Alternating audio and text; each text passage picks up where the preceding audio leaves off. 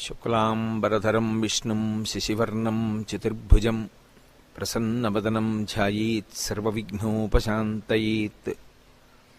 గురుర్బ్రహ్మా గురుర్విష్ణుః గురుర్దేవో మహేశ్వరః గురుః సాక్షాత్ పరబ్రహ్మ తస్మై శ్రీ గురవై నమః.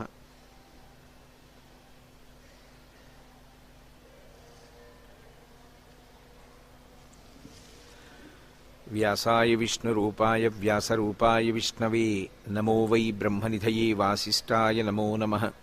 కూజంతం రామ రామీతి మధురం మధురాక్షరం ఆరుహ్య కవితాశాఖాం వందే వాల్మీకికోకిలం.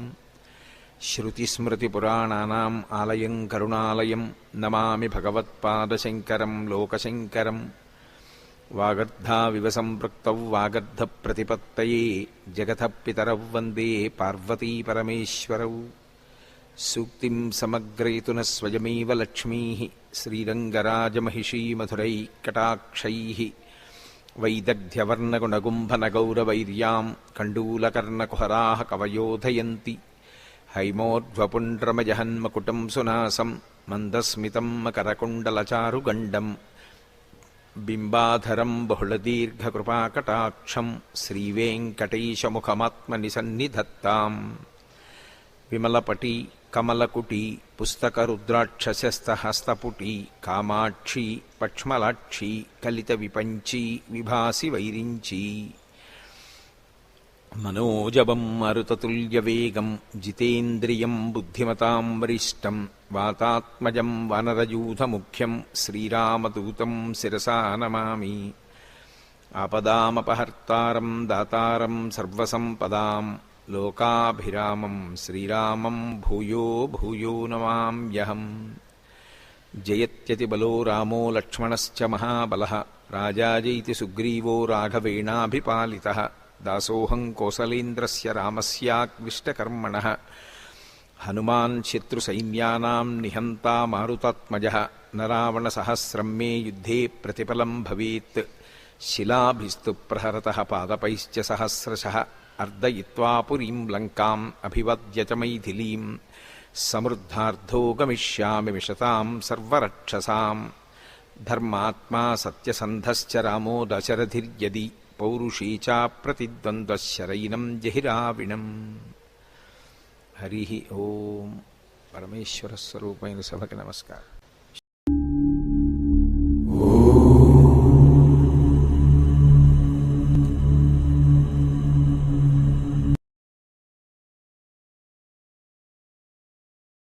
నీలాండేశ్వరి జగజ్జనని మీనాక్షి కామాక్షి రాజరాజేశ్వరి లలిత మనకి అమ్మ, మా నాన్నగారికి భార్య. మా నాన్నగారు మా అమ్మని కామదృష్టితో చూడొచ్చు, అది ఆయనకి ధర్మబద్ధం. నేను మా అమ్మగారిని పవిత్ర దృష్టితో చూస్తాను. మా అమ్మగారు మా నాన్నగారికి శివకామ సుందరి, నాకు జగజ్జనని. లలితాపరాభట్టారిక. వాగర్ధావివ సంపృక్తౌ వాగర్ధ ప్రతిపత్తయే జగతః పితరౌ వందే పార్వతీ పరమేశ్వరౌ. ఈ లోకానికంతటికీ తల్లిదండ్రులైన పార్వతీ పరమేశ్వరుల్లో అమ్మ సౌందర్యం పరమశివుడి కొరకు, అమ్మ యొక్క అంత సౌందర్యం అమ్మతనం మన కొరకు. మనకి జగదంబ జగజ్జనని, ఆయనకి భార్య. కాబట్టి ఇప్పుడు ఆవిడ తన ప్రజ్ఞతో పెళ్లి చేసుకుంది, మన్మధుడి గొప్పతనంతో పెళ్లి చేసుకోలేదు. మన్మధుడికి ఏం చేసింది? శివుణ్ణి తెచ్చి తన భర్తగా కూర్చోబెట్టుకుని, పిచ్చాడా ఇంకెప్పుడు ఆయన మీద వేయకు బాణాలు, ఇవో మిగిలిన వాళ్ళ మీద అంటావా వేయి అని పట్టుకెళ్ళి మళ్ళీ ఆయన చేతిలో పెట్టింది. ఇప్పుడు ఆయన ఏం చేశాడు? శరీరం లేదు కానీ మునులను కూడా మోహపెడుతున్నాడు. ఎందుకు పెట్టగలుగుతున్నాడు? ధను పౌష్పం మౌర్వీ మధుకరమయీ పంచవిశిక వసంతు సామంతో మలయమరుదాయోధనరథ. తదాప్యేక సర్వం హిమగిరిసుతే కమపి కృపాం అపాంగతే లబ్ధ్వా జగదిదమనంగో విజయతే అంటారు శంకర భగవత్పాదులు సౌందర్యలహరిలో. అమ్మ తన కడగంటి చూపుతో ఇలా చూసి, వేయి బాణాలు పర్వాలేదు, లోకం మీద వెయ్యింది అంటే అదేమిటండి మన అలా పాడు చేసేయడం ఏమిటండి అని మీరు అనుకోకండి. అమ్మవారు ఆ శక్తి మన్మధుడికి ఎందుకు ఇచ్చింది అంటే మనం పితృరుణం తీర్చుకోవడానికి. తండ్రి రుణం తీరాలంటే మనం సంతానాన్ని కనాలి, అందుకిచ్చింది. అంతేగాని అమ్మవారు మన్మధుడికి బాణాలు ఇచ్చిందండి నేను పాడైపోయానండి అని చెప్పడానికి నీకు ఇవ్వలేదు. నీకు ధర్మపత్ని ధర్మేచ అర్ధేచ కామేచ నాతిచరామి అని పుచ్చుకున్నావు, మరి తగలబడ్డానికి ఎందుక మంత్రం, ఇంకా ఎందుక ప్రతిజ్ఞ, ఇంకా విచ్చలవిడితనంతో ఆబూతి తిరిగినట్టు తిరగమని కాదుగా నిన్ను లోకంలో సృష్టించింది అమ్మవారు. మన్మథబాణం దేని కొరకు అంటే కేవలము నీ యొక్క పితృణం తీర్చుకోవడానికి అంతే. కాబట్టి ఇప్పుడు వివాహమైనటువంటి పార్వతీ పరమేశ్వరులు ఏకాంతంలో విహరిస్తున్నారు. పురా రామకృతోద్వాహో నీలకంఠో మహాతపాః దృష్ట్వా చ స్పృహయా దేవీం మైథునాయోపచక్రమే. వాళ్ళిద్దరూ అలా క్రీడించడం మొదలుపెట్టి 100 దివ్య సంవత్సరాలు పూర్తయిపోయాయి. వాళ్ళిద్దరూ ఏకాంతంలోంచి బయటికి రాలేదు, వాళ్ళకి బిడ్డ పుట్టలేదు. దేవతలందరూ కలుసుకున్నారు. పార్వతీ పరమేశ్వరులు ఇద్దరూ కనపట్టలేదంటే కొత్తగా పెళ్ళయింది కదా, 100 దివ్య సంవత్సరాల నుంచి విహారం చేస్తున్నారు. ఒక చిత్రమైనటువంటి ఆలోచన వచ్చింది వాళ్ళకి. ఊరే అసలు పార్వతీదేవి శక్తి స్వరూపిణి, పరమశివుడు తేజపుంజం మహానుభావుడు. ఇప్పుడు వాళ్ళిద్దరి యొక్క శుక్రశోణితములు కలిస్తే, తేజస్సులు కలిస్తే, ఈ లోకంలోకి ఒక కొత్త ప్రాణి వస్తే అసలు అటువంటి భూతమును అంటే అటువంటి ప్రాణిని మనం చూడడం కుదురుతుందా? అది ఎంత తేజోవంతంగా ఉంటుంది? ఎవరు వహిస్తారు ఆ భూతాన్ని? ఎవరు చూడగలరు ఆ ప్రాణిని? కాబట్టి మనం పరమశివుణ్ణి వెళ్ళి అడుగుదాం, మీరు రతిక్రీడ విరమించి బిడ్డల్ని కనద్దు అని అడుగుదాం అన్నారు. అయితే మీరు నన్ను మాట అడగచ్చు, ఏమండి బుద్ధి ఉందా అసలు ఈ మాట? వాళ్ళు అన్నారనుకోండి, మీరు ఎలా చెప్పారండి అని అడుగుతారు నన్ను. అసలు దేవతలకు ఎందుకండి ఈ వ్యవహారం? వాళ్ళు అలా ఎందుకు అనాలి? అలా అంటే మాత్రం దాన్ని మేము ఎలా అంగీకరించగలం ఈ విషయాన్ని? మీరు కంగారు పడిపోకుండా ఉండండి, నేను తర్వాత చెప్తాను ఎందుకు వస్తుందో. కాబట్టి ఇప్పుడు వాళ్ళందరూ కలిసి ఓ సమావేశం పెట్టుకున్నారు. నిజమే అంటే నిజమే. అందరూ కలిసి కైలాసానికి వెళ్ళారు. బయట నించుని పెద్ద కేకేశారు. ఏమని? దేవదేవ మహాదేవ లోకస్యాస్య హితేరత. ఓ దేవదేవ మహాదేవ, లోకమునకంతటికి రక్షించవలసిన వాడా అని కేకేశారు. వీళ్ళకి ఏం ఉపద్రవం వచ్చిందో ఆయన బయటకు వచ్చారు.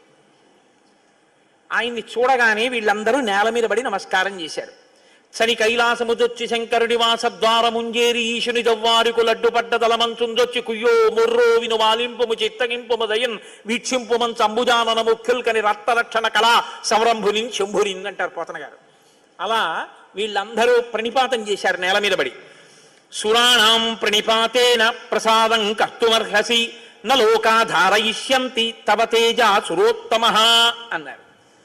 మహానుభావా, నీవు పార్వతీదేవితో కలిసి ఏకాంతంలో దివ్యక్రీడను అనుభవిస్తున్నావు. మీ ఇద్దరికి బిడ్డ పుడితే దుస్సహం, మేము తట్టుకోలేం. అందుకని నీ తేజస్సుని నీ తేజస్సులోకి అణిచేసేయి. ఆమె తేజస్సుని ఆమె తేజస్సులో అణిచివేయమను. మీ ఇద్దరూ ఒకరి పట్ల ఒకరు ఇటువంటి ఆభిముఖ్యం పొందకుండా తపస్సు చేసుకుంటూ కూర్చోండి అన్నారు. బ్రాహ్మేణ తపసాయుక్తో దేవ్యా సహ తపశ్చర త్రైలోక్యహిత కామార్థం తేజస్తే జసిధారయా. తేజస్సుని తేజస్సులో అణిచేసి ఇద్దరూ తపస్సు చేసుకోండి అన్నారు. ఎంత అక్కర్లేని విషయం అంటే ఇది. అంటే ఆయన అన్నాడు, తండ్రితనం అండి, తప్పకుండా నీకు అలాంటి ఇబ్బంది ఉంటుందంటే నేను ఇటువంటి భూతమును సృష్టించాను, అలాగే వెళ్ళిపోతాను. కానీ నేను ఇప్పటికి 100 దివ్య సంవత్సరముల నుంచి పార్వతీదేవితో క్రీడించాను. ఆ కారణం చేత దేవతానాం వచశ్రుత్వా సర్వలోక మహేశ్వర బాఢమిత్యత్ బ్రవీత్ సర్వాన్ పునశ్చేదమువాచ. మీరు చెప్పినట్టే చేస్తాను, నా తేజస్సుని నా తేజస్సులోకి అణిచేస్తాను. కానీ యదిదం క్షుభితం స్థానాత్ మమ తేజో హ్యనుత్తమం ధారయిష్యతి కస్మన్మే బ్రువంతు సురసత్తమాః. ఇప్పటికే చాలా కాలంగా పార్వతీదేవితో నేను క్రీడించి ఉన్న కారణం చేత నా రేతస్థానం నుంచి తేజస్సు కదిలిపోయింది. ఇప్పుడు కదిలిపోయిన తేజస్సు పడిపోతుంది. నేను పార్వతీదేవి యందు వదిలిపెట్టద్దని మీరు అంటున్నారు. మరి నేను నా తేజస్సుని ఎక్కడ విడిచిపెట్టను, ఎవరు భరిస్తారు చెప్పండి అన్నారు. భరించడం అనేటప్పటికీ వాళ్ళు ఎవరు గుర్తొచ్చారో తెలుసా అండి? భూమి గుర్తొచ్చింది. అన్నీ ఆవిడేగా భరిస్తుంది, పాపం ఆవిడే భరించాలి. అందుకని వాళ్ళందరూ కలిసి ముక్తకంఠంతో భూమిని చూపించారు. చూపించి ఏవ ముక్తాః సురాః సర్వే ప్రత్యూచు వృషభధ్వజం యత్తేజక్షుభితం హేతత్ తద్దరా ధారయిష్యతి. ఈ భూమి భరిస్తుంది, దీని మీద వదిలేసేయండి. భూమి ఏమనాలి?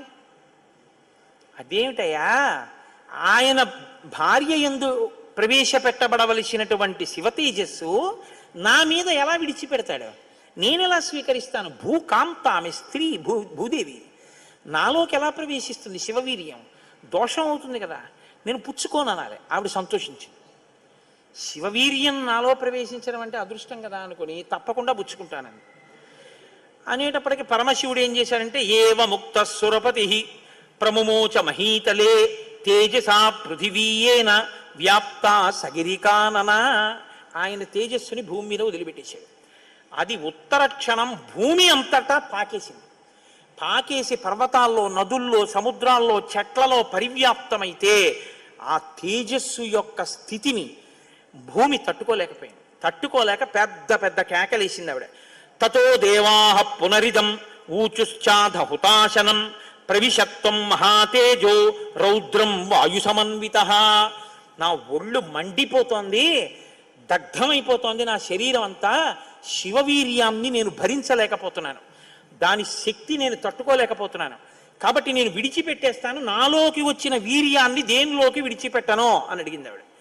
ఇప్పుడు దేవతలందరూ ఒకరి మొహాల్లో ఒకళ్ళు చూసుకుని అన్నారు, ఒళ్ళు మండిపోతోంది తట్టుకోలేనన్నావు కాబట్టి ఎవడు మండిస్తాడో వాడిలో వదిలేయన్నారు. అంటే అగ్నిహోత్రుల్లో వదిలేయమన్నారు. అంటే ఇప్పుడు ఆవిడ ఏం చేసింది? తనలో పడినటువంటి శివవీర్యాన్ని అగ్నిహోత్రుల్లోకి వదిలిపెట్టేసింది. ఇదంతా రెప్పపాటు కాలంలో జరిగిపోయింది. పెద్ద పెద్ద అరుపులు, కేకలు, ప్రార్థనలు, హడావిడి. బయటికి వెళ్ళిన శివుడు లోపలికి రాలేదు. అమ్మవారికి అనుమానం వచ్చింది, ఏం జరిగింది అని. పార్వతీదేవి బయటికి వచ్చింది. బయటికి వచ్చి ఏం జరిగిందని అడిగింది. మేమందరం ఇలా ప్రార్థన చేశామమ్మా, మీ ఆయన తేజస్సు భూమిలోకి విడిచిపెట్టాడు, భూమి తట్టుకోలేక అగ్నిలోకి విడిచిపెట్టింది అంది. మీ ఇద్దరికీ సంతానం కలగకుండా తపస్సు చేసుకోమని కోరిక కోరామమ్మా అన్నారు. ఆవిడంది, ఏ ఆడదైనా అమ్మ కావద్దంటే ఒప్పుకుంటుందండి. అధశైల సుతారామ త్రిదశాన్ ఇదమబ్రవీత్ సమన్యుర శపత్ సర్వాన్ క్రోధ సంరక్తలోచన. ఎర్రబడిన కళ్ళతో అమ్మవారండి అక్కరలేని విషయంలో జోక్యం చేసుకున్నారు. మీరు చెప్పకూడని మాట చెప్పారు. నన్ను తల్లిని కావద్దు అని శాసించారు. నాకు బిడ్డలు పుట్టకూడదు అని వరం అడిగారు.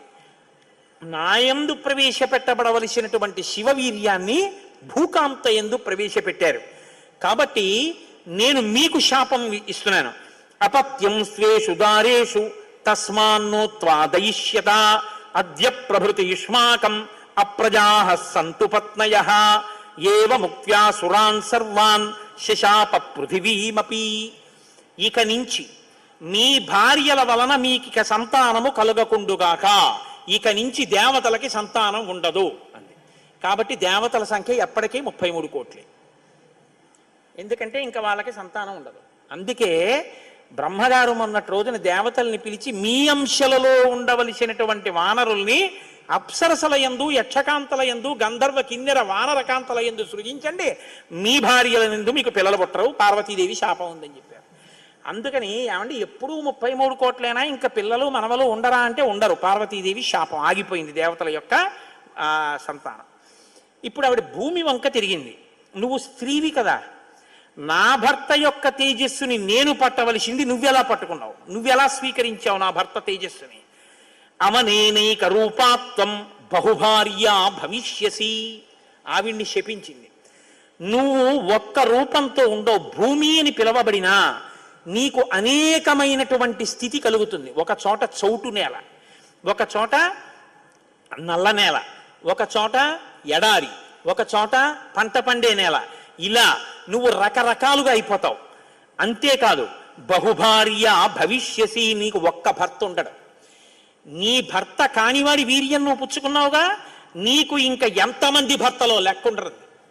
అందుకే రాజ్యాన్ని పాలించిన వాడందరూ భూమిపతులే. ఎంతమంది ఆవిడికి భర్తలు లెక్కలేదు. కారణం ఏమిటంటే పార్వతీదేవి శాపం. అవనేనైక రూపాత్వం బహుభార్యా భవిష్యసి నచ పుత్ర కృతాం ప్రీతిం మత్క్రోధ కలుషీకృత. ఏ ఆడదైనా కోరుకునేది ఏమిటంటే భర్త వలన కొడుకుని కనాలి, ఆ కొడుకు పేరు ప్రఖ్యాతులు తేవాలి, తల్లి సంతోషించేటట్టు ప్రవర్తించాలని కోరుకుంటాడు. ఏ తల్లి ఈ లోకంలో ఏ ఒక్కటి సహించదో అది నీ యందు నిజమగుగాక. ఏ తల్లి అయినా ఏది సహించలేదు, ఎంత తప్పైనా సహిస్తుంది. కానీ అమ్మ వంక ఆడదాన్ని చూసినట్టు చూశాడు అనుకోండి కొడుకు, అమ్మ మాత్రం ఒక్కనాటికి క్షమించదు. ఇంకా అమ్మలో ఆడతనాన్ని చూడకూడదు. ఇంకంతకన్నా పవిత్రంగా మాట్లాడడం కష్టం, ఇంకంతకన్నా నేను దిగి మాట్లాడను. కాబట్టి అమ్మతనాన్నే చూడాలంతే కొడుకు. కానీ నీ విషయంలో ఏమవుతుందో తెలుసా, నీ కొడుకులందరూ నీకు భర్తలు అవుతారు. అందుకే భూమిపతి పతే, ఆయన తర్వాత ఆయన కొడుకు, ఆయన భూమిపతే. ఎంత దారుణం అండి అది. ఒక ఆయన పరిపాలిస్తున్నాడు, ఆయన భూమిపతి, ఆయనకి కొడుకు పుట్టాడు. ఇప్పుడు భూమికి ఆయన ఏమవ్వాలి? కొడుకు. ఆ భూమిపతి వెళ్ళిపోయాడు, ఇప్పుడు ఈయనేమవుతాడు? ఈయన భూమిపతే, తన కొడుకు తనకి భర్త. ఇంతకన్నా దారుణమే ఉంది? ఇది పార్వతీదేవి శాపం. కాబట్టి నచ పుత్ర కృతాం ప్రీతిం మత్క్రోధ కలుషీకృత ప్రాప్యసిత్వం సుదుర్మేధే మమ పుత్రమనిచ్చతి.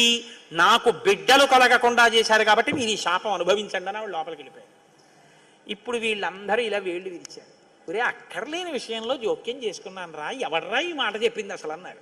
వాడు ఉంటాడేమిటి ఇంక అక్కడ. ఇప్పుడు అందరూ భారంగా తలకాయలు ఉంచుకుని ఇళ్ళకెడితే వీళ్ళ శిఖలు ఎవరు పట్టుకుంటారు? ఒరే, ఎందుకు వెళ్ళావురా నువ్వు, నీ వల్ల నాకు ఇంకా బిడ్డలు కలగరని వాళ్ళు పట్టుకుంటారు. కాబట్టి ఇప్పుడు వాళ్ళందరూ ఇళ్ళకెళ్ళారు. సగత్వా తప అతిష్టత్ పార్శ్వే తస్యోత్తరే గిరే హిమవత్ ప్రభవే శృంగే సహదేవ్యా మహేశ్వర.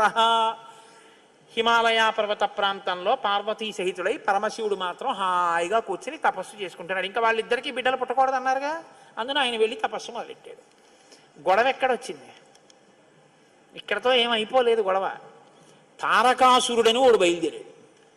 వాడికి తెలిసే విషయం, ఇక పార్వతీ పరమేశ్వరులకి బిడ్డలు పుట్టరని, దేవతలకి బిడ్డలు పుట్టరని తెలుసు వాడికి. వాడు బ్రహ్మగారి గురించి తపస్సు, వాడు చాలా తెలివైనవాడు. వాడు నాకు చావుద్దన్నాడు, అది కుదరదన్నాడు ఆయన. అయితే పార్వతీ పరమేశ్వరులకు కొడుకు పుడితే వాళ్ళ చేతిలో చచ్చిపోతానన్నాడు. బ్రహ్మగారు ఏమంటారు? తథాస్తు. వీళ్ళే అడిగారు పార్వతీ పరమేశ్వరుల్ని, వాళ్ళిద్దరూ తపస్సుకి వెళ్ళిపోయారు. ఇప్పుడు వెళ్ళి మీ ఇద్దరు బిడ్డలు కనండి అన్నారు అనుకోండి, ఇంకేమైనా ఉందా? వద్దన్నావు, అన్ని శాపాలు ఇచ్చేసింది ఆవిడ. అంటే మీరు బాగా గమనించండి, ఏదైనా ఆడది భరిస్తుంది, కానీ ఆడదాని అమ్మతనానికి, ఆడదాని భర్తృత్వాన్ని పంచుకోవడానికి ఇంకో ఆడదొస్తే మాత్రం ఈ లోకంలో సహించడం అన్నది ఉండదు. అది ఈ జాతి క్షమించలేదు. ఇది రామాయణం యొక్క తీర్పు. కాబట్టి ఇప్పుడు వీళ్ళు వెళ్ళి అడగలేరు పార్వతీ పరమేశ్వరుని. కొడుకు పుడితే తప్ప వీళ్ళకి బతుకులేదు. ఎందుకని? వీళ్ళని చాలా బాధ పెట్టేస్తున్నాడు తారకాసురుడు. కాబట్టి ఇప్పుడు ఏం చెయ్యాలో అర్థం కాక పార్వతీ పరమేశ్వరులను అడగలేక చతుర్ముఖ బ్రహ్మగారి దగ్గరికి వెళ్ళారు. వెళ్ళి, అయ్యా ఎలాగండి, పార్వతీ పరమేశ్వరులకు కొడుకు పుడితే తప్ప మేము రక్షింపబడం, ఇప్పుడు పుట్టే మార్గం ఏమైనా ఉందా అని అడిగారు. అడిగితే ఆయన అన్నారు, శైలపుత్ర్యా యుదుక్తం తత్ న ప్రజా సంతు పత్నిషు తస్యావచనమక్లిష్టం సత్యమేతన్న సంశయః. ఒరే, పార్వతీ పరమేశ్వరులకి ఇంక పిల్లాడు పుట్టడం అనేటటువంటి విషయాన్ని మీరు నేను ఇక వెళ్ళి అడగడం అన్న విషయం మర్చిపోండి. పోనీ మన దగ్గర శివుని యొక్క తేజస్సు ఉంది ఇంకాను. అగ్నిహోత్రుడు పుచ్చుకుని ఉంచాడుగా, అగ్నిహోత్రుల్లో ఉందిగా. అంటే యాపిల్ పండు ఫ్రిడ్జ్లో పెట్టుకున్నట్టు అగ్నిహోత్రుడి దగ్గర ఉంది అది. పోనీ దాన్ని తెచ్చి ఎవరిలోకైనా నిక్షేపిద్దామంటే మీ భార్యలు ఎవ్వరికీ పిల్లలు పుట్టరు. ఆవిడ శాపం ఉందిగా. పైగా ఆ శివవీర్యాన్ని భూకాంత పుచ్చుకుందనేగా అన్ని శాపాలు ఇచ్చింది. ఇప్పుడు దాన్ని తీసుకెళ్ళి ఇంకోళ్ళు ఎవరికన్నా ఇస్తామంటే ఎవరు మాత్రం పుచ్చుకుంటారు? ఏ ఆడది పుచ్చుకుంటుంది? పుచ్చుకుంటే కదా పిల్లలు పుట్టడం. పార్వతీదేవిని వెళ్ళి అడగలేము, పోనీ శివవీర్యం ఉందని ఇంకో స్త్రీలో ప్రవేశపెట్టలేము. ఎలా ఆలోచించి, ఆయన తక్కువడండి చతుర్ముఖ బ్రహ్మగారు అంటే. నేను అందుకే బ్రహ్మ నన్ను బ్రహ్మగారు అంటుంటాను. ఆయన సలహా లేకపోతే లోకం లేదు, మన ఉపన్యాసం లేదు.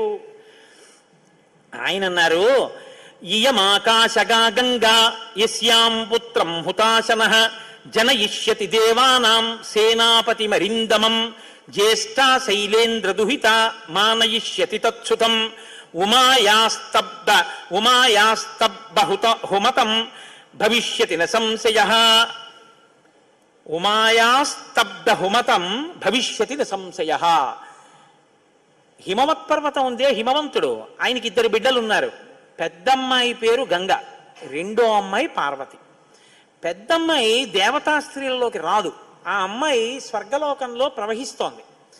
ఇప్పుడు తనకి బిడ్డలు పుట్టలేదన్న బాధ ఎప్పుడు పోతుందంటే, తన భర్త యొక్క వీర్యం తన అక్కగారిలోకి ప్రవేశించి బిడ్డ పుడితే తన అక్క కొడుకు తన కొడుకేగా. అందుకుని కొంచెం మనసు కుదుటపరుచుకుని పోన్లే బిడ్డ పుట్టాడని సంతోషిస్తుంది. అక్క జోలికి వెళ్ళదు, ఎందుకంటే కొంచెం ఆప్యాయత అన్నదోటి ఉంటుంది. అక్క కొడుకు తన కొడుకే అవుతాడు కాబట్టి.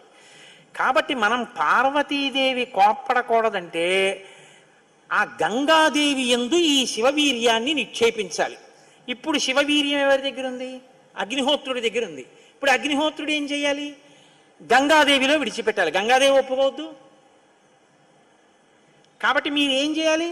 మీరేగా వెళ్ళి ప్రార్థన చేశారు, మీరే వెళ్ళి అగ్నిహోత్రుడిని గంగని ప్రార్థన చేయండి అన్నారు. ఇప్పుడు గంగాదేవి దగ్గరికి వెళ్ళి అమ్మ ఏమనుకోవద్దు, శివవీర్యం అగ్నిహోత్రుడి దగ్గర ఉంది, నువ్వు అది బుచ్చుకో అంటే చీ నోర్మొయ్యి అంటే. అందుకని ఈ మాట ఎవరు చెప్పాలో ఒక్క పురుషుడు చెప్పాలి. పురుషులందరూ వెళ్ళి చెప్తే అసహ్యంగా ఉంటుంది. మీరు వెళ్ళి అగ్నికి చెప్పండి, అగ్ని వెళ్ళి ఆవిడికి చెప్తారని. ఎందుకంటే ఇంత ఇబ్బంది అంటే ఇది గట్టిగా చెప్పుకునేది కాదు, ప్రయత్నం చేస్తున్నారు. పార్వతీ పరమేశ్వరులకి పుత్రుడు కలిగేటట్టు తెలిస్తే చంపేతలు పారేస్తాడు ఆయన తారకాసుడు. అందుకని ఎవరికీ తెలియకుండా జరగాలి ఈ పని అంతాను. ఇప్పుడు వీళ్ళందరూ కలిసి అగ్నిహోత్రుడి దగ్గరికి వెళ్ళారు. అయ్యా ఎంత గొప్ప సలహా చెప్పావు, ఏదో ఓ కారు చీకటిలో కాంతిరేఖ కఠినమైన సాక్ష్యానికి సూక్ష్మమైన రంధ్రం దొరికాయి, ఇక మేము అల్లుకుంటాం కథ అన్నారు. తచ్చుత్వా వచనం తస్య కృతార్థ రఘునందన ప్రణిపత్య సురా సర్వే పితామహం అపూజయన్. బ్రహ్మగారికి పూజ చేసి నమస్కారం చేసి బయలుదేరి అగ్నిహోత్రుడి దగ్గరికి వెళ్ళారు. వెళ్ళి ఆయనతో అన్నారు, దేవ కార్యమిదం దేవ. ఇప్పుడు మాట్లాడడం కొంచెం జాగ్రత్తగా మాట్లాడడం మొదలెట్టారు. ఇది దేవకార్యం, ఏదో మేము సరదాగా నువ్వు పట్టుకెళ్ళి అక్కడ విడిచిపెట్టు ఇలాంటి మాటలు చెప్పడానికి రాలేదు. నీకు పిల్లలు పుడితే నాకెందుకు, పుట్టకపోతే నాకెందుకు, ఇలాంటి వాటిల్లో ఇక మేము జోక్యం చేసుకోం, బుద్ధి వచ్చింది మాకు. కాకపోతే ఇది దేవకార్యం. ఇప్పుడు ఈ పిల్లాడు పుట్టకపోతే వీపులు పగిలిపోతున్నాయి తారకాసురుడి వల్ల, అందుకుని పుట్టాలి పిల్లాడు. కాబట్టి సంవిధత్సహుతాశన శైలపుత్ర్యాం మహాతేజో గంగాయాం తేజవుత్సృజ. నీలో ఉన్న శివ తేజస్సుని పట్టుకెళ్ళి గంగలో విడిచిపెట్టు. గంగ పుచ్చుకుంటే గంగకి కొడుకు పుడితే ఆ పిల్లవాడు పార్వతీ పరమేశ్వర పుత్రుడి కిందకు వస్తాడు, ఎందుకంటే పార్వతీదేవి అంగీకరిస్తుంది కాబట్టి. ఆ పిల్లవాడికి సేనానాయకత్వం ఇద్దాం, వాడు సేనాధిపతి అయితే వాడి చేతిలో తారకాసురుడు చచ్చిపోతాడు. అందుకని నువ్వు వెళ్ళి గంగను అడిగన్నారు. ఇప్పుడు పుచ్చుకునేటప్పుడు అప్రసన్నమైన మనస్సుతో ఆవిడ పుచ్చుకుంది అనుకోండి, ఇది ఎక్కడ చికాకు వచ్చిందిరా అని. అప్రసన్నమైన మనస్సుతో కానీ అలా పుచ్చుకుంటే తేజోవంతుడైన బిడ్డ సంభవించాడు. కాబట్టి ఆవిడ ప్రసన్నంగా పుచ్చుకోవాలి. అంటే ఆవిడ ప్రసన్నంగా పుచ్చుకోవడానికి యోగ్యమైన రీతిలో ఆవిడికి చెప్పాలి. కాబట్టి ఆయన వెళ్ళి చెప్పాడు అగ్నిహోత్రుడు, గర్భం ధారయ వైదేవి దేవతానాం ఇదం ప్రియం అన్నాడు. అమ్మా నువ్వు గర్భం ధరించాలమ్మా, ఆవిడ కన్య, భర్త లేడు, మరి నువ్వు గర్భం ధరించాలంటే అందావిడే దేవతానాం ఇదం ప్రియం. అమ్మ దేవకార్యం ఇది, అందుకుని నిన్ను అడుగుతున్నాను తప్ప ఇంకో మాట అనుకో కుష్మా తల్లి. అందుకని ఆవిడ అర్థం చేసుకుంది, ఓహో ఇంతకన్నా ఇప్పుడు లోకాన్ని రక్షించడానికి మార్గం లేదు, కాబట్టి శివ తేజస్సుని నాలోకి తీసుకుంటాను. తస్య తద్వచనం శ్రుత్వా దివ్యం రూపమధారయత్. ప్రసన్నంగా తీసుకుంది అనడానికి గుర్తు దివ్యమైన రూపాన్ని ధరించి శివ తేజస్సుని తనలోకి తీసుకుంది. ఇప్పుడు వీళ్ళ బాగా గమనించండి, సుబ్రహ్మణ్యోత్పత్తి అంటే ఎటువంటిదో తెలుసా అండి? 33 కోట్ల మంది దేవతలు ఇలా ఎదురు చూస్తున్నారు. ఇప్పుడు కాని శివవీర్యం ఎందుకో పనికి రాకుండా పోయిందనుకోండి, గంగ కానీ అయ్యి బాబాయ్ నేను భరించలేకపోతున్నానని వదిలేవతల పారేసింది అనుకోండి, అంతే. ఇక శివవీర్యం లేదు, ఎందుకంటే ఉన్న శివవీర్యం పాడైపోయింది. కాబట్టి ఇక పుత్రుడు కలగడు. ఇక పుత్రుడు కలగకపోతే ఇక ఎప్పటికీ అసలు దేవతల యొక్క రాజ్యం అన్నది ఇక రాదు, తారకాసురుడే ఉంటాడు. కాబట్టి ఇక మీరు నేను పురాణం చెప్పుకోవడం ఇప్పటికీ ఉండదు, ఆయనే పరిపాలిస్తుంటాడు కదా. కాబట్టి ఇప్పుడు ఆ గంగ వల్ల బిడ్డ పుట్టాలి. వీళ్ళందరూ ఉత్కంఠతో ఎదురు చూస్తున్నారు, గంగ గర్భం ధరించి బిడ్డని కంటుందా. ఇది ఇంత చల్లటి గంగమ్మలోకి శివవీర్యం వెళ్ళింది. వెళ్ళగానే ఆవిడ ఇప్పుడు పెద్ద కేకేసింది, అయ్య బాబోయ్ ఈ శివవీర్యం యొక్క వేడికి నా నీరు ఉడికిపోతోంది, నేను భరించలేకపోతున్నాను, దీన్ని వదిలేస్తున్నాను, ఎక్కడ వదిలేనని. వీళ్ళందరూ నీరసపడిపోయారు. అయ్యయ్యయ్యయ్యో మన ప్రణాళిక పోయింది. అనేటప్పటికి తస్య తద్వచనం శ్రుత్వా దివ్యం రూపమధారయత్ దృష్ట్వా తన్మహిమానం. ఆ తర్వాత సమంతతస్తదా దేవీం అభ్యసించి తపావకః సర్వశ్రోతాంసి పూర్ణాని గంగాయా రఘునందన తమువాచ తతో గంగా సర్వతే దేవ పురోహితం అశక్తాధారణే దేవ తవ తేజస్సముద్భవం దహ్యమానగ్నినా తేన సంప్రవ్యధితతే ససా. ఇప్పుడు నేను ఈ తేజస్సుని ఎక్కడ వదిలిపెట్టేను, నా సర్వాంగములు క్షోభించిపోతున్నాయంది ఆవిడ. అగ్నిహోత్రుడు చూసి అన్నాడు, బిడ్డ పుట్టాడో లేదో తరువాతి మాట, ముందసలు నువ్వు కలతపడిపోతున్నావు, నువ్వు తట్టుకోలేవు. కాబట్టి అధాబ్రవీదిదం గంగాం సర్వదేవ హుతాశనః ఇహ హైమవతే పాదే గర్భోయం సన్నివేశ్యతాం. అదిగో ఆ హిమాలయ పర్వత ప్రాంతముల యొక్క పాదముల యందు తీసుకెళ్లి నీలో ఉన్నటువంటి శివ తేజస్సుని విడిచిపెట్టేసేయాలి. గంగ తనలో ఉన్న శివ తేజస్సుని తీసుకెళ్లి హిమాలయ పర్వత ప్రాంత పాదముల యందు వదిలిపెట్టేసేటప్పటికి అది వెళ్ళి రెల్లు దుబ్బుల్లో పడిపోయింది, గడ్డిలో పడిపోయింది. ఇప్పుడు అందులోంచి ఒక్కసారి కాంతి కనపడింది వాళ్ళకి. పిల్లాడు ఏమైనా వచ్చారా, వాళ్ళకి పిల్లాడు కావాలి. ఇప్పుడు వాళ్ళు చూస్తే సర్వం పర్వత సన్నద్ధం సవర్ణమభవద్వనం జాత రూపమితి ఖ్యాతం తదా ప్రభృతి రాఘవ సువర్ణం పురుష వ్యాఘ్ర హుతాసన సమప్రభం తృణవృక్షలతాగుల్వం సర్వం భవతి కాంచనం. ఆ శివవీర్యంలోంచి, ఆ తేజస్సులోంచి అగ్ని ఎటువంటి కాంతితో ఉంటాడో అటువంటి కాంతితో మొట్టమొదట బంగారం పుట్టింది లోకంలో. బంగారం శివవీర్యం, అందుకే బంగారానికి శివవీర్యం అని పేరు.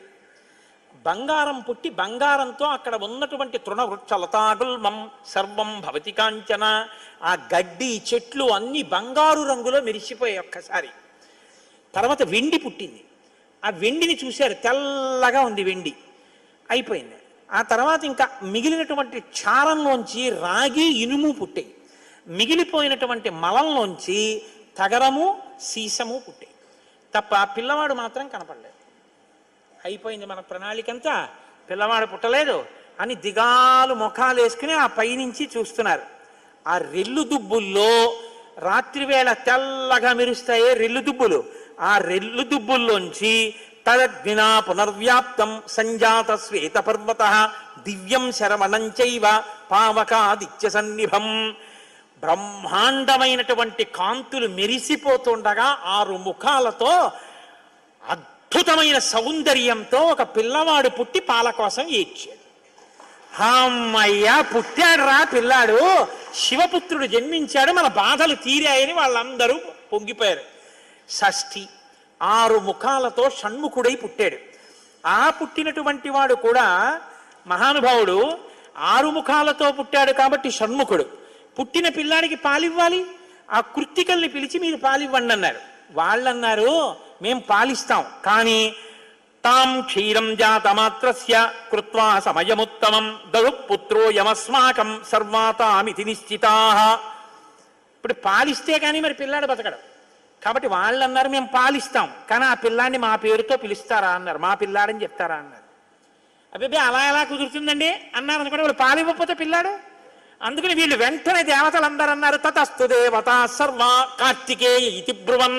కార్తికేయుడు అన్నాం కదా, ఇవ్వండి పాలన్నారు. అమ్మతనం ఎంత గొప్పదో చూడండి. ఇప్పుడు ఈ కృత్తికలు 6 పిల్లాడికి 6 ముఖాలతో ఉన్నవాడికి 6 పాలిచ్చారు. వాడు పాలు తాగాడు. పుత్రస్త్రైలోక్య విఖ్యాతో భవిష్యతి న సంశయ.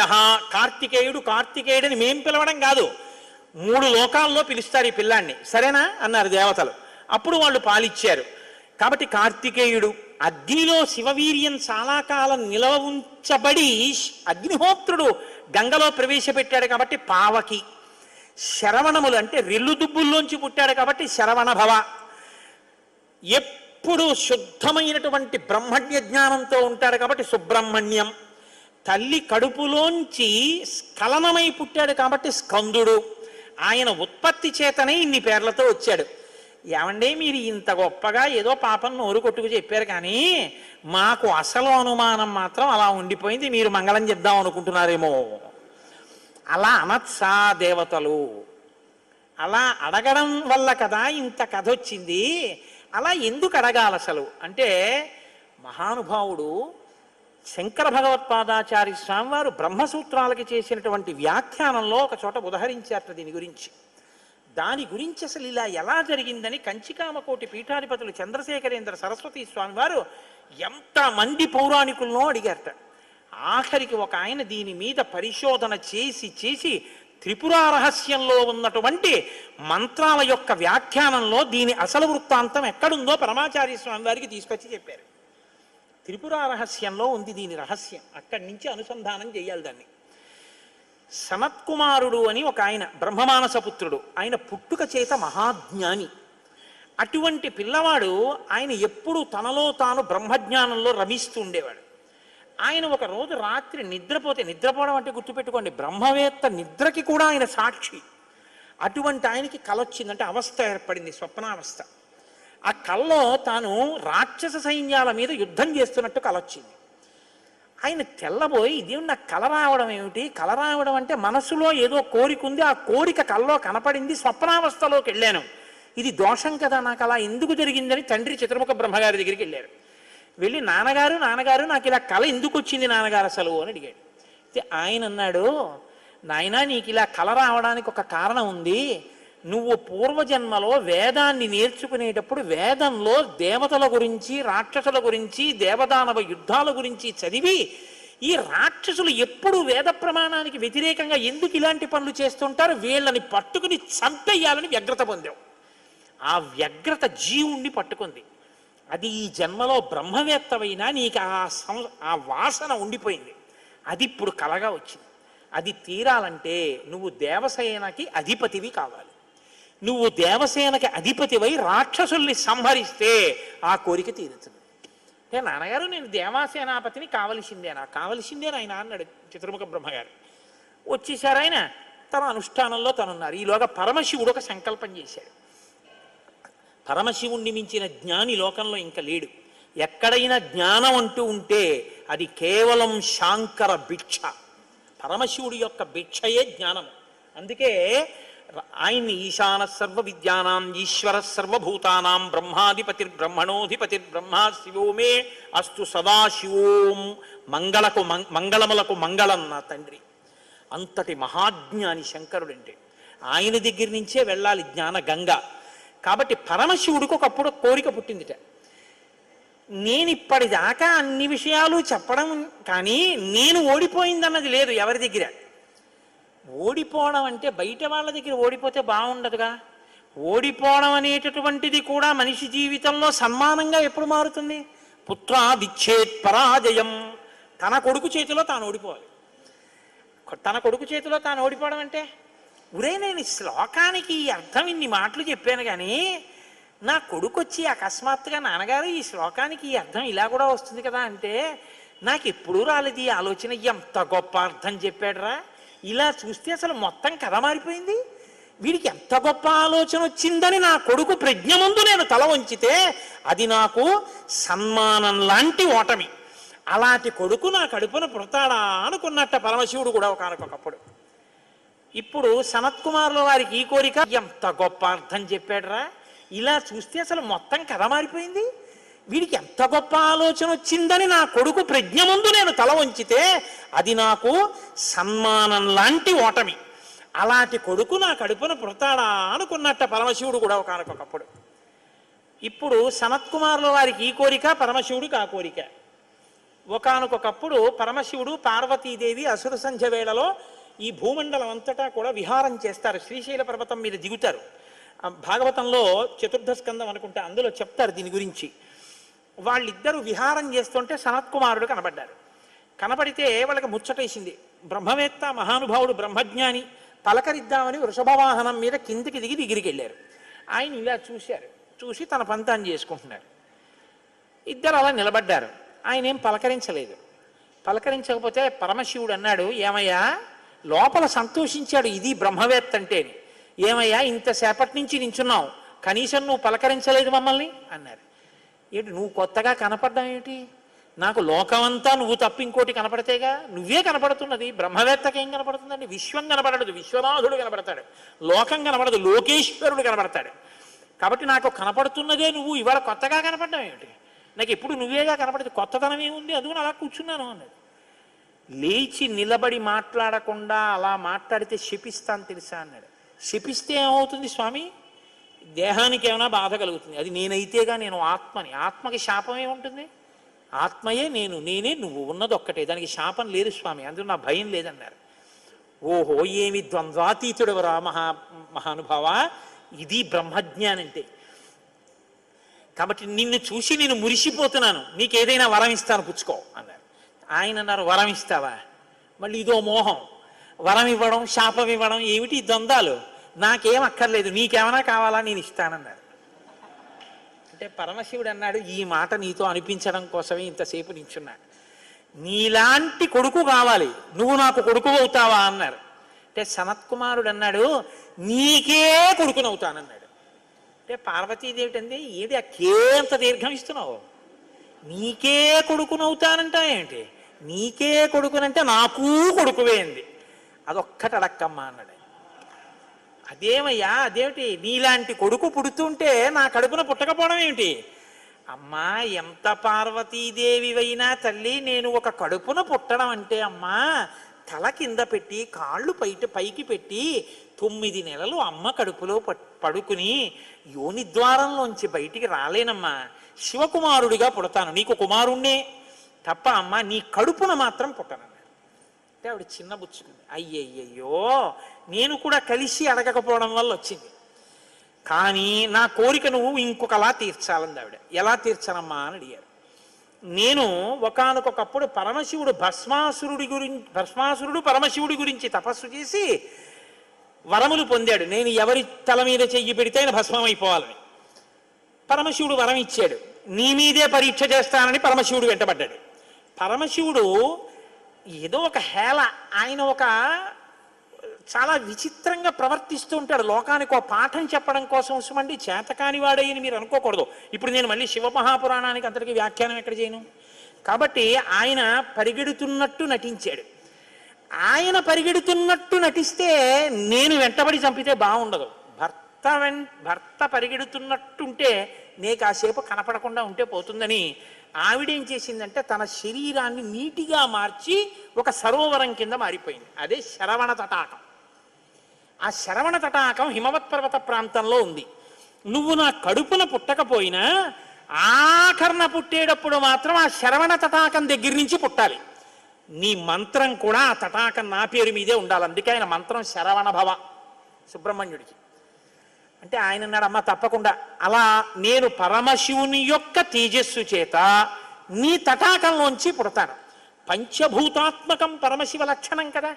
అందుకని పృథివీస్వరూపంగా, అగ్నిస్వరూపంగా, వాయుస్వరూపంగా, జలస్వరూపంగా, ఆకాశస్వరూపంగా 5 స్వరూపాలతో పార్వతీ పరమేశ్వర సమాగమ స్వరూపంగా శివశక్తుల యొక్క సమ్మేళనానికి పుట్టినటువంటి మెరుపు తీగల లోకంలో బ్రహ్మజ్ఞానాన్ని బోధ చెయ్యడం కోసమని, దేవసేనాపతిని కావడం కోసం, రాక్షస సంహారం చెయ్యడం కోసం మీకు పుత్రుడిగా పుడతానమ్మా అని సనత్కుమారుల వారు పరమశివుడికి వరం ఇచ్చారు.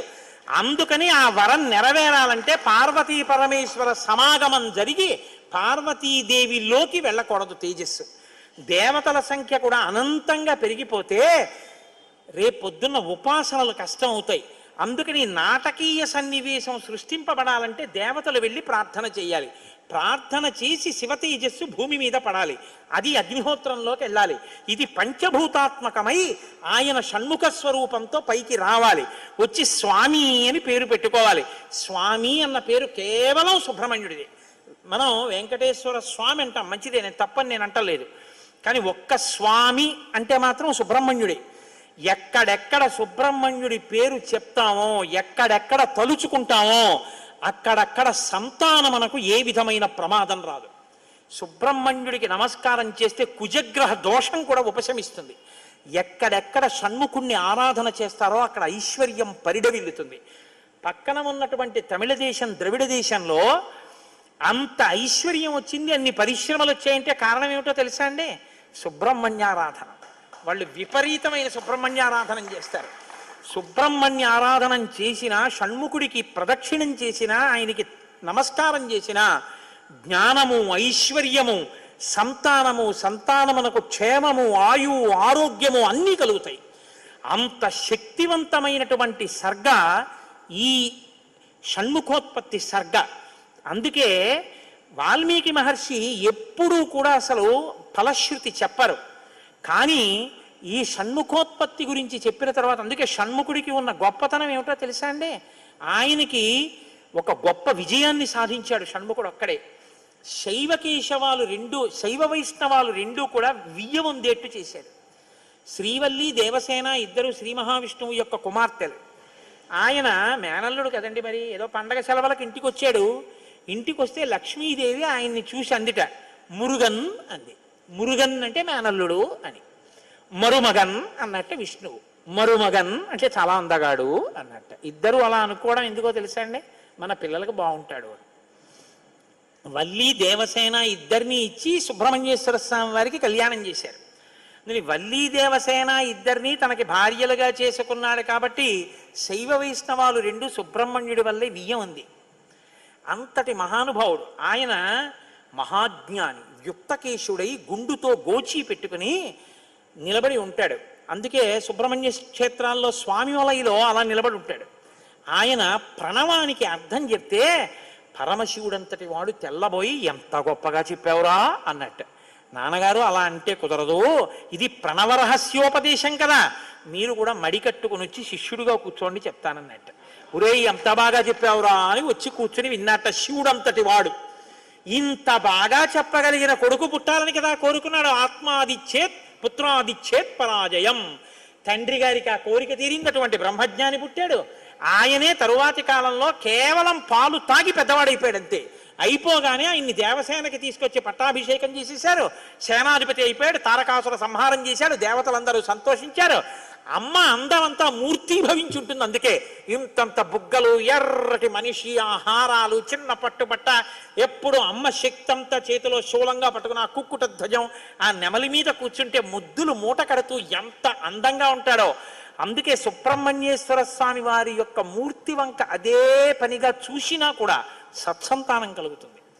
అంతటి మహానుభావుడు సుబ్రహ్మణ్యుడు. ప్రత్యేకించి ఏ కారణం చేతనైనా గర్భం నిలవక బాధపడుతున్న వాళ్ళు, గర్భిణి అయినప్పటికీ కడుపున ఎటువంటి బిడ్డలు పుడతారో తెలియని వాళ్ళు, వాళ్ళ ఆయుర్దాయం బాగుండాలనుకున్న వాళ్ళు, సంతానం క్షేమంగా వృద్ధిలోకి రావాలనుకున్న వాళ్ళు రామాయణాంతర్గతమైన షణ్ముఖోత్పత్తిని విని తీరాలి. ఇది చెప్పడం కోసమే వాల్మీకి మహర్షి ఫలశ్రుతి చెప్తూ ఓ మాట చెప్పారు. ఏషతే రామ గంగాయ విస్తరోభిహితో మయా కుమార సంభవశ్చైవ ధన్యః పుణ్యస్తథైవ చ. ఎవరు ఈ షణ్ముఖోత్పత్తిని శ్రీరామాయణంలో వింటున్నారో వాళ్ళకి ఎటువంటి చిక్కులు ఉన్నా అన్ని చిక్కులు విడిపోయి అపారమైనటువంటి ధన సమృద్ధి కలుగుతుంది. 2, విశేషమైనటువంటి పుణ్యము స్కందోత్పత్తిని విన్నంత మాత్రం చేత కలుగుతుంది. ఇక్కడే ఆయన కుమార సంభవశ్చైవ అన్న మాట వాడారు. పార్వతీ పరమేశ్వరుల యొక్క కుమారుడు కనుక ఆయనకొక్కడికే కుమారః అన్న నామం. ఆయన భక్తశ్చయ కార్తికేయే కాకుత్సభువిమానవః ఆయుష్మాన్ పుత్ర పౌత్రైశ్చ స్కందసాలోక్యతాం వ్రజేత్.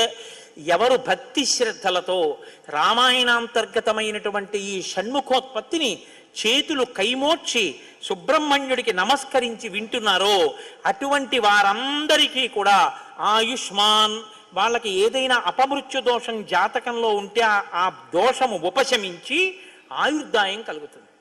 ఆయుష్మాన్ పుత్ర పౌత్రైశ్చ, వాళ్ళ కొడుకులు మనవలు అందరూ క్షేమంగా ఉంటారు. ఏవైనా దుర్గుణములు అలవడవలసినవి ఉంటే అవి పోయి వాళ్ళు వృద్ధిలోకి వచ్చి వంశానికి గొప్ప కీర్తి తీసుకొస్తారు. ఆయుష్మాన్ పుత్ర పౌత్రైశ్చ, ఎవరు రామాయణం సంపూర్ణ రామాయణం చెప్పించుకుని వినేటప్పుడు పరమ భక్తితో దేవాలయ ప్రాంగణంలోనో ఎక్కడో కూర్చుని ఈ స్కందోత్పత్తిని నమస్కారం చేస్తూ విన్నారో వాళ్ళు శరీరం పడిపోయిన తరువాత స్కందసాలోక్యతాం వ్రజేత్, సుబ్రహ్మణ్య లోకాన్ని పొందుతారు అని వాల్మీకి మహర్షి సత్యం తప్ప ఆయన నోటి వెంట రాదని బ్రహ్మగారి వరం. ఆయన ఎప్పుడూ ఫలశ్రుతి చెప్పరు, ఇక్కడ చెప్పారు. అంత గొప్పది షణ్ముఖోత్పత్తి. విచిత్రం ఏంటంటే ఈశ్వర సంకల్పం అంటే చాలా గొప్పగా ఉంటుంది. నేను ఇవాళ అసలు నేను ఏదైనా మాట చెప్తే చాలా జాగ్రత్తగా వింటారు హరిప్రసాద్ గారు. నేను చెప్పాను రేపు సుబ్రహ్మణ్యుడికి అభిషేకం చేయించండి అని చెప్పాను. ఎందుకంటే ఇవాళ అయింది కాబట్టి షణ్ముఖోత్పత్తి, రేపు స్వామికి అభిషేకం చేయించండి, ఆయన చల్లబడతాడు. రామాయణ అంతర్గతంగా జరిగింది కాబట్టి అభిషేకం చేస్తే చల్లబడుతుంది మూర్తి. ఆయన చల్లబడిన అభిషేక తీర్థాన్ని మనం పుచ్చుకున్నాం అనుకోండి, అది మరింత శక్తివంతం. పాపం ఎవరైనా ఏదైనా సంతాన సంబంధమైన సమస్యల్లో ఉన్న వాళ్ళు ఆ తీర్థం పుచ్చుకుని ఉపశాంతి పొందితే అంతకన్నా కావలసిందే ఉంది. నాకు చెప్పానుగా వ్యక్తిగత అనుభవాలు చెప్పడం ఇష్టం ఉండదని. ఈ షణ్ముఖోత్పత్తి వల్ల ఉపయోగాన్ని ఉపకారాన్ని పొందిన వాళ్ళు ఎంతమంది ఉన్నారో. నేను మొన్న కూడా గోపాలకృష్ణ గారికి ఒక సంగతి చెప్పాను. అంత గొప్ప షణ్ముఖోత్పత్తి నేను నా జీవితంలో ప్రత్యక్షంగా చూసా, దాని గొప్పతనం ఏమిటో. ఈ విషయం రేపొద్దున్న తెలిసిన తర్వాత ఎందరో తల్లులు దీనివల్ల ఉపయోగం పొందిన వాళ్ళు కన్నుల నీరు పెట్టుకుని సంతోషంతో చెప్తారు యథార్థం నిజమేనని. మీకు నేను ఒక రహస్యం చెప్తాను, నేను ఆశ్చర్యపోయాను. తూర్పుగోదావరి జిల్లాలో మల్లవరం అని ఒక క్షేత్రం ఉంది. అక్కడ సుబ్రహ్మణ్యుడు, ప్రత్యక్ష సుబ్రహ్మణ్యుడు, ఇంతలా పాము కోనేటిలో స్నానం చేసి శివలింగాన్ని చుట్టుకుని ఉంటుంది. అది పిల్లలు పుట్టని వాళ్ళు వెళ్ళి నమస్కారం చేస్తే పిల్లలు పుట్టారు. డాక్టర్లు పిల్లలు పుట్టరని సర్టిఫై చేసిన వాళ్ళకు పుట్టారు. ముఖ్యమంత్రులు కూడా వెళ్ళారు పీఠాధిపతులు అక్కడికి. ఆ పాము కారణాంతరాల చేత శివలింగానికే తల కొట్టుకుని శరీరం వదిలితే ఇప్పుడు అలాగే ప్రతిష్ఠ చేశారు. అక్కడ నేను ఆశ్చర్యపోయింది ఏంటంటే, నాకు ఆ దేవస్థానం ధర్మకర్త ఒక ఆయన వచ్చి ఒకసారి ఓ మాట చెప్పారు. బిడ్డలు పుట్టరు అని డాక్టర్లు చెప్పేసినటువంటి వాళ్ళు సుబ్రహ్మణ్య షష్ఠి నాడు ఈ దేవాలయం వెనకాల పడుకుంటారు, వచ్చి బోర్లా పడుకుంటారు ఆడవాళ్ళు. వాళ్ళకి కునుకు పడుతుంది, కునుకు పడ్డాక లేపేస్తాం. ఆ మరుసటి సంవత్సరం వాళ్ళు పసిపిల్లల్ని పట్టుకుని వస్తారండి అని చెప్పారు. నాకు అపనమ్మకం కాదు, చూడాలనిపించింది. మీరు కూడా వచ్చారేమో గోపాలకృష్ణ గారు నాతో. కాకినాడ నుంచి చాలామందిని కలిసి సుబ్రహ్మణ్య భుజంగ స్తోత్రం చేశారు శంకర భగవత్పాదులు. సుబ్రహ్మణ్య షష్ఠి నాడు ఆ దేవాలయంలో చదువుదామని అందరం కలిసి వెళ్ళాం. ఆ రోజు వాళ్ళు నా ప్రసంగం కూడా అక్కడ ఏర్పాటు చేశారు. మీరు నమ్మరు, నేను తెల్లబోయానండి. ఎంతంత సంపన్న కుటుంబాల వాళ్ళు బిడ్డలు పుట్టరు అని బెంగ పెట్టుకున్న తల్లులు చంటి పిల్లలతో ఎంతో సంతోషంగా వచ్చి ఆయనకి నమస్కారం చేసుకుని, అబద్ధం కాదు, నేను ఎంతో మందిని అక్కడ అడిగాను, ఏమమ్మా మీకు ఈయన వలనే కలిగిందా సంతానం అని. ఖచ్చితంగా మేము ఆయన వలనే ఈ అనుగ్రహాన్ని పొందామని ఆ అదృష్టాన్ని పొందారు. మహానుభావుడు సుబ్రహ్మణ్యుడంటే. ఆయనకి నమస్కారం చేస్తే ఎంత స్థితినైనా ఇస్తాడు. మన అదృష్టం ఏమిటంటే రామాయణం చెప్పుకుంటున్నది శృంగగిరి పీఠంలో, అది అమ్మవారి సన్నిధానం, రామచంద్ర ప్రభువు యొక్క సన్నిధానం. ఇక్కడ శివాలయం ఉంది. ఆ శివాలయంలో ఇటు పార్వతి ఇటు గంగా ఉన్నారు. సాధారణంగా అలా ఉండరు. ఆ గంగ మళ్ళీ తన రెండు పాదాలు ఇలా పైకి పెట్టి కాళ్ళు పాదాలు కనపడేటట్టు వచ్చి ఇలా గుడ్లు కనపడేటట్టుగా ఉంటుంది చక్కగాను. శివుడు కటు గంగా ఇటు పార్వతి ఉండి బయట సుబ్రహ్మణ్యుడు ఇటు వినాయకుడు ఉంటారు. రేపు మళ్ళీ ఒక్కసారి చక్కగా అన్ని పదార్థాలతోటి అభిషేకం చేయించండి. చేయించి ఎవరెవరు అభిషేక తీర్థం తీసుకోవడం కోసం వస్తే వాళ్ళందరికీ కూడా ఒక అర్చక స్వామిని దానికి నియోగించి అందరికీ లేదనకుండా పాపం తీర్థం ఇప్పించండి. రామాయణాదులు ఉన్నది ఎందుకంటే అందరికీ ఉపకారం చేయడం కోసమే ఉన్నాయి. మీకు ఉపకారం జరిగిన నాడు మీరు మాకెవ్వరికీ వచ్చి చెప్పక్కర్లేదు కూడా. మీరు మళ్ళీ వచ్చి సుబ్రహ్మణ్యేశ్వర స్వామి వారి దగ్గర, రామచంద్ర ప్రభువు దగ్గర నమస్కారం చేసి, స్వామి మీ వలన ఉపకారం పొందామని ఆయనకి చెప్పండి చాలు. మీరు మాకు చెప్పాలని కానీ, మీరు చెప్తేనే సంతోషిస్తానన్న మాట కూడా నేను చెప్పను. ఎందుకు చెప్పనో తెలుసా? ఒక్కటే నమ్మకం నాకు, ఇది సత్యం, సత్యం పునఃసత్యం, ఇది ఆ శక్తి కలిగి ఉంది, అది నా నమ్మకం. కాబట్టి మీరు స్వామికి నమస్కారం చేయండి. ఇంత గొప్ప పీఠ ప్రాంగణాన్ని మీ అభ్యున్నతి కొరకు వాడుకోండి. చక్కగా వచ్చి తీర్థం తీసుకోండి. చేస్తాను, ఎంతమందికైనా ఉపకారం చేస్తే నేను ధన్యుణ్ణి అవుతానని ఆ తండ్రి కొడుకులు ముచ్చటగా సిద్ధంగా ఉన్నారు. హాయిగా రేపు అభిషేక తీర్థం తీసుకుని తరించండి. మీకు ఓపిక ఉందా? ఓ 2 అరటిపళ్ళో, ఓ పండో, ఓ కాయో తెచ్చి చక్క నైవేద్యం పెట్టుకోండి, ఓ కొబ్బరికాయో. షణ్ముఖోత్పత్తి విన్నారు కాబట్టి